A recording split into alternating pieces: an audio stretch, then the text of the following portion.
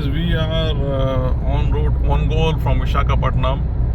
Apparently there is a service road that we are taking and there is no entry inside the highway, national highway. As a matter of fact, we just drove past a toll booth, whereby saving on the toll for some reason. I don't know when it'll let us in, but we are still cruising in the service road.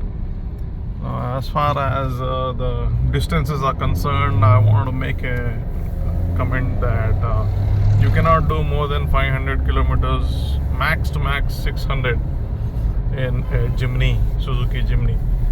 It's because of it's not the right tool for the highway, like I mentioned earlier in one of my shots. And the max speed it can do is 120, and 120 is a bit pushing it, but beyond that is sheer luck in terms of how it will behave. 100, 110 is what you can maintain on the highways in the Suzuki Jimny. That's all you can do. So if you are planning to, let's say, do highway trims on this, be ready to stop every 500 kilometers and find the adventure of finding a nice hotel, which has been the case in Odisha for us so far. In Nepal, the hotels were guaranteed clean and guaranteed value for money, but it is not the case in India, and especially in Odisha. It is a steal. I mean, it is a daylight robbery, as far as I know. The experience we see, the money you pay and the kind of quality you get is shit. So there is another subject I want to touch upon is 1,000 kilometers a day. Is it possible in India? Yes, it is. And a few of my motorcyclist friends, like let's say, have shared details on this. So let's talk about the Versys 650. That is a 1,000 kilometer a day motorcycle, versus 1,000, also a 1,000 kilometer plus a few more kilometers probably a day motorcycle. Even the KTM Adventure 390 is a 1,000 kilometer per day motorcycle. There have been instances where some of my motorcycling friends have started their ride from Vishakapatinam and reached Bangalore in the same day. They left early in the morning, 6 o'clock, and they reached at around 8, 9 in the evening. Okay, all of this while taking breaks, sufficient breaks, and nothing record breaking in it. So people have done that in the past. I haven't done it yet, but of course you would have seen one of my videos where we had done 1,003 kilometers from Bangalore to Ahmednagar on the Suzuki V-Strom 250, and then after that I took 2 weeks to recover from it. Right? So yeah, things are possible, but then it all depends on what kind of a stress and strain you're ready to tolerate with yourself in your body. So this is what I want to talk about. And when it comes to 1,000 kilometers a day in cars, I don't know yet. I still don't know yet. I have done Bangalore-Goa in one day in my Suzuki Hameo diesel DSG. That was like 600 kilometers, 650 kilometers in a day. But still, as of now, not yet done 1,000 kilometers as of now. That is one challenge still pending. So let's hope I'm able to do that sometime in the future. And yeah, these are the thoughts I want to share with you. We are still continuing to go in the service road. It's not that bad as such, even though we are not paying for the highway and it is free of cost driving along the service road. But there is a bit of traffic. And I'll update once we are close to on goal or en route. Until then, hang in there. You know, me and my friend were talking that it's been the second day in South India after Odisha. Way back there in West Bengal, we found a lot of shanties right next to the highway, cows and people selling anything under the sun. running a small enterprise, a small business, small shop and stuff. Out here, there's nothing like that. Okay, it's all clean, neat, and people seem to be doing well thanks to the great rivers and good, let's say, extremely good agriculture. Not that the Ganges Delta is not that fertile. It is definitely way better than what the southern rivers provide. But still, there are a lot of people there, a lot of disturbance on the road. That is seldom seen here down south. On the sides of the road, you see nothing but sides of the road. You don't see people, you don't see cows, you don't see dogs, you don't see small shanty towns. Makeshift tents selling something. No markets on the road per se. Okay, so that's what I want to highlight here. So let's talk about a bit of a philosophy of travel. There might be smart asses in the group who would say, why did you drive all the way to Pokhara, Muktinath? You could have just taken a flight from here, finished it in half the time that you took, and so on. Was the same question was asked to Edmund Hillary when he climbed Mount Everest. And his answer was, because it's there. Why climb a mountain? Because it's there. Now, I would like to answer it on the same now, saying that, why drive all the way to Muktinath? Why did you fly? Because the roads are there. Even if not, we would have made our own roads if you are on a 4x4. So that is the philosophy of travel. Okay. And on top of that, we saw India. We saw India in a different color. We saw it. Live. We experienced it. We felt the distance, and and overall, the costing wise, it would have been the same. Even if we had flown there and you come back, maybe it would have even costed more for all I know. Okay, cost wise, we saved because we were sharing the fuel, accommodation, and food, etc. Being friends, but even in other terms, let's say you are a family of 4, can you imagine the amount of money you would spend on flight tickets and hotel stays and so on? Try going in a car, and then I think you will be able to, if not more, maybe equate it or even make it less. The only drawback is, yes, not drawback as such. If you really love driving, you can enjoy the roads that have been built on your tax money, the highways which have been built on the tax money. You can feel it, enjoy it, or else everybody else will enjoy it instead of you. You know what I mean? Yeah, so this is a bit of a philosophy behind why we drove all the way to Muktinath and we are coming back. And we have stories to tell. We have opinions because we are strongly opinionated people. You've been seeing that throughout my vlogs. We have formed opinions about places, different places.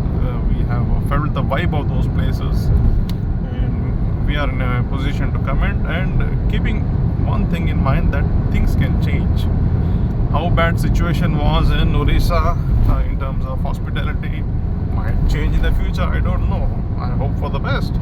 And Nepal being such a nice, hospitable country in terms of accommodations and tourism, it might also change for the worse. For all I know, we don't know. So this is us at this particular moment, and this is what we experienced, right? So that is there now in memory. So that's the reason. Hey, what is this lady doing here? She's doing some thread work. See, these are the unique things you notice when you're on the road and when you're doing a journey. You can't do this on the flight. You can only look at your air hostess and then frown.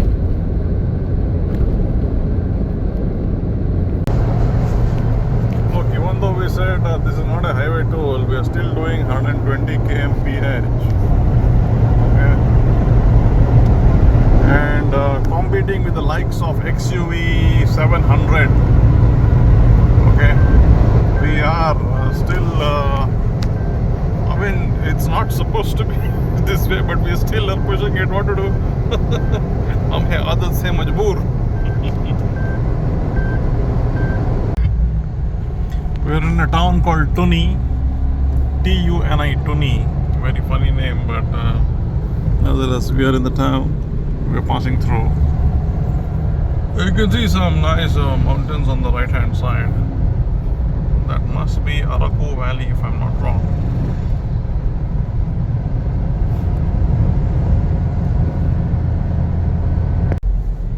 Something happened here. Oh, motorcycle crash. Very sad. Very sad.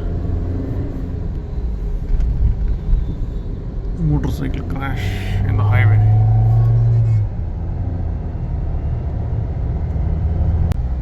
Friends, this is the fourth bridge on river Godavari. We are in the Godavari basin. The river is flowing silently and majestically. We've been traveling for more than 10 minutes on the same bridge. It is a huge bridge, and it's a wide river. River Godavari is wide and full, almost full, with some small islands in the middle.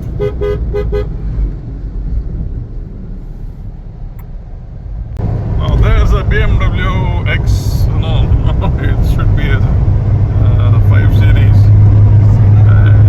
It's a sedan and going like a BMW. And we are here stuck at 100, 110, 120. No, just feeling jealous, you know. That is how you're supposed to travel on the highways. I'm sure if the road is clear enough, this guy is going to make up for around 2 to 3 hours. 2 to 3 hours easily on the distance.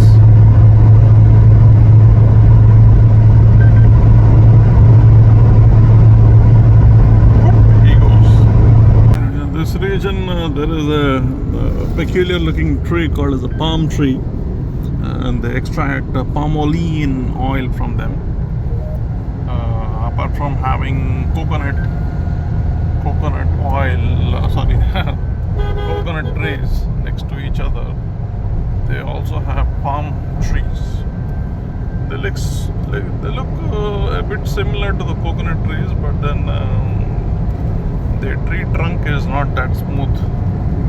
You can see that. Palm oil trees next to coconut. Yeah, they are these ones.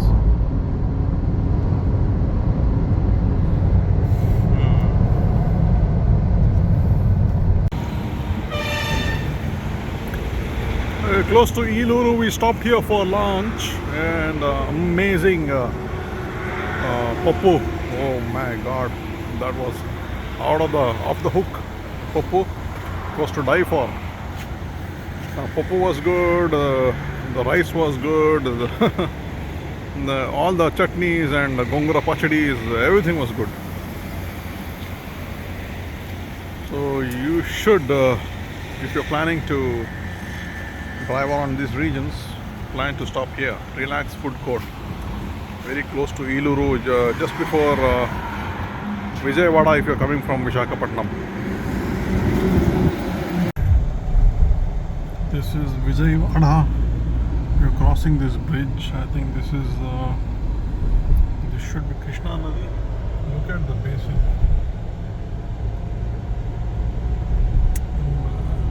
Look at the bottom of the river.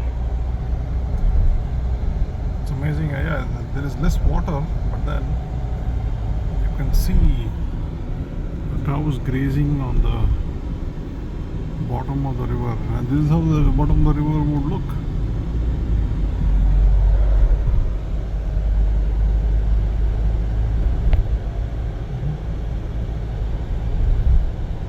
Looks good, ain't it? The problem with the windscreen being straight is a lot of bug splashes. It's not slanted, you know, it's not aerodynamic. It's just a flat windscreen right up ahead. So you find a lot of bug splashes. So guys, if you're a motorcyclist and you're doing motorcycling touring, something like this, like, you know, the whole of India, north to south, K2K or whatever, and you're doing 100 kmph, 110, 120, whatsoever, do you want to know how it sounds when you're out there in the air? Listen to this.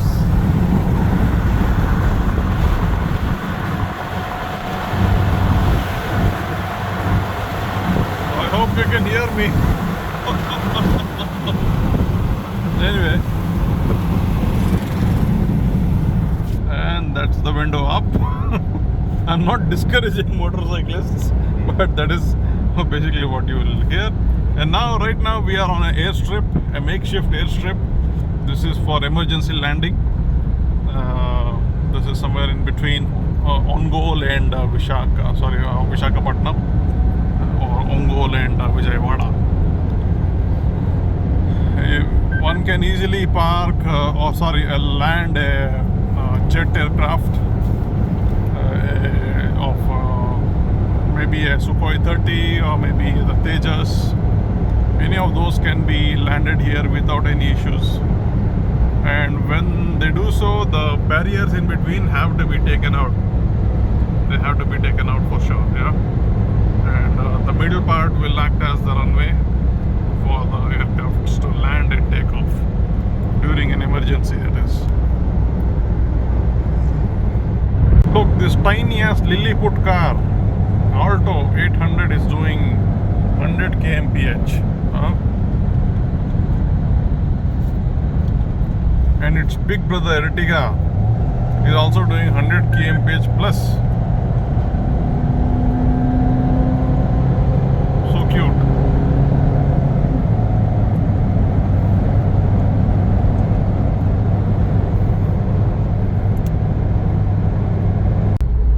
Sir, share with me your thoughts on what's the difference between driving your Suzuki Jimny and your Audi Q3 on the highways. In Jimny, above 100 will be afraid. Okay. But in Audi, above 150, only you will be knowing that you are traveling in 150, you are speeding in 150. Okay. But here you will definitely know after 100. Okay. So 150 to 180 you can maintain in Audi. Okay. But in this 100 to 120, that's all. But after 100 you will definitely come to know that you are riding 100. Driving 100. And what is the longest distance you've done on your Audi, you said? From Bhadrachalam to our house, it is 990 kilometers in one day. I left at morning 10:30 and reached my home at 11:30. Oh, excellent. PM. Excellent. Good.